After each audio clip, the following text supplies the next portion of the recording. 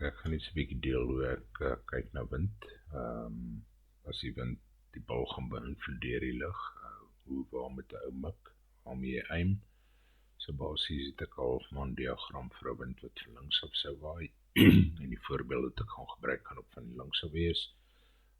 Ek wou nou die vol sirkel sit nie, want dit maak die ding net bietjie te vol, maar 9 uur is omtrent daar. So as jy 9 uur sou, as die wind van 9 uur af waai, na regs toe, dan gaan jy basies 100% van die windspoed gebruik. Hierdie is omtrent 9:30, jou 10 uur se dae, jou 11 uur se dae en jou 8 uur se dae en jou 7 uur se dae. So hierdie 50% is basies op die halfure in die middel tussen 9 en 12 uur in hierdie geval, of hier onder tussen 6 en 9, of aan die ander kant tussen 3 en 6, of hier aan die bokant tussen 12 en 3.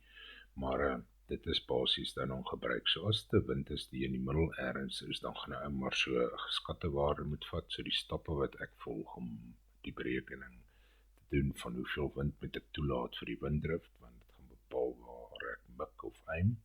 So die eerste een is bepaal die windrigting. So kom ons vat nou maar hierdie voorbeeld, die wind waai, sê maar nou, hy waai nou daar uit 50, so hy kom hier op 11 merk deur, dan gaan jy 50% van die windspoed gebruik, die gemiddelde windspoed. So mens kyk bo by WGT wat jou gemiddelde windspoed gebruik dit dan, en dan kyk die mens op die skets na die persentasies. Ek gesê het, as hierdie ou reguit van so van 11 af sou waai, dan gaan ek 50% gebruik. As hy so sê maar so deur 10 uur sou kom, dan gaan nou basies so tussen 50 na 100 moet kyk, 75 sê helfte, so jy gaan so 70 na 80% van die windspoed dan toelaat daarvoor. As die windrigting, soos ek maar sê, tussen twee persentasies is tussen 50 en 100, of tussen 0 en 50, dan moet jy maar 'n geskatte persentasie gebruik.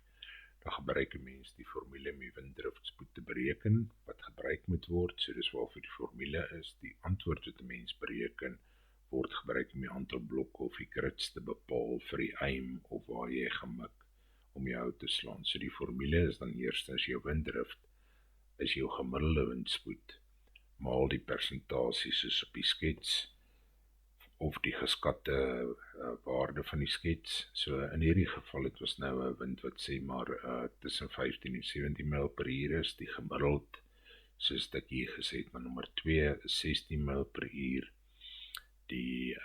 Ek is 138 jaar van die gat af, so ek vir die gemiddelde windspoed is die 16 myl per uur tussen 15 en 17.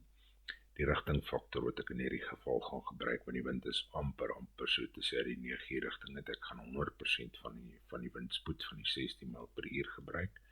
My afstand ek hierso het is 138 meter, soos jy daar kan sien. Die drift wat ek gaan toepas is jou gemiddelde windspoed van links af 16 myl per uur, maar gaan ek 100% daarvan gebruik. So die berekende driftspoed wat ek moet toelaat voor is 16 myl per uur. Om die afstand 138 yards uit is gebruik, of is een gridblok is verteenwoordig omtrent 4 myl per uur se windspoed per blok. So as 'n mens basies bo 170-80 yards gaan, dan verander daai waarde na 3 myl per uur toe, want die bal beweeg meer, maar in hierdie geval onder 170-80 yards gaan ons 4 myl per uur gebruik. En dit is dan so tussen 100 na 170 yards, dit is 4 myl per uur gebruik. As dit minder as 100 yards is, dan gaan die waarde op, en gebruik ons 5 myl per uur per blok.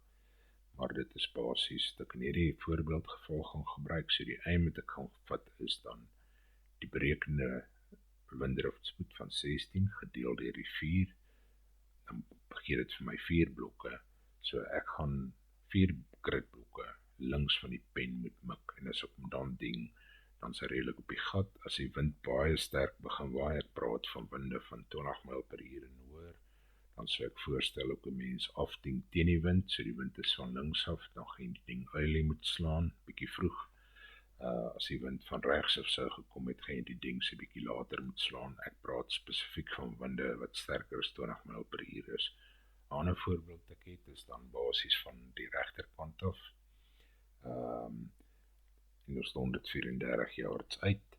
So die gemiddelde windspoed in hierdie geval is tussen 20 en 23. So ek gaan so 22 vat, want dis 'n bietjie nader aan die hoërwaarde. Okay.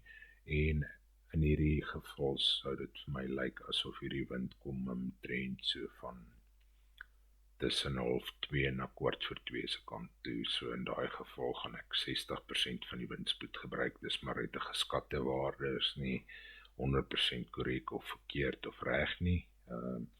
Dan die drifte kan gebruik is dan 22 yards die gemiddelde windspoed maal 60%, of ek vat 22 maal 0.6 om die waarde te kry.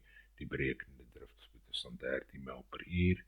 My afstand is 134 yards is ek in hierdie geval. Ek het ongelukkig daar 'n meter, maar kom ons maak dit maar yards.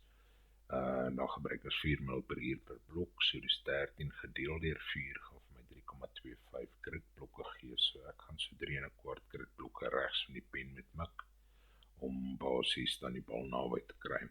Ek het hier net 'n ander geval om net iets anders te illustreer. As jy linksbo so kyk, het ek 'n wind wat basies, jy kan sien, dit lyk so asof hy so half in ons is hier, miskien hierdie 10:30 merk. Dit is van die bal af na die pen toe gekyk. As ek daai selfe view so vat, maar ek doen dit in reverse view, dis die onderstene hierso, dan sê jy sien die wind is baie meer van dwars af. Hy's nie so skuins in ons in nie. So in hierdie geval, dis wat ek net wil aanmoedig om te doen is, gaan baie keer as jy weg is van die pen af, gaan in reverse view van die vlag af terug na die bal toe, en partykeer kan jy jou putter ook daar gebruik, en hy gaan vir jou baie beter en akkurater aanduiding van die wind se rigting gee, as wat hierdie ene van die bal af na die pen toe vir jou gee. Want partykeer kan hy jouself net bietjie misgis daarmee. So dit is basies hoe ek maar na die wind kyk.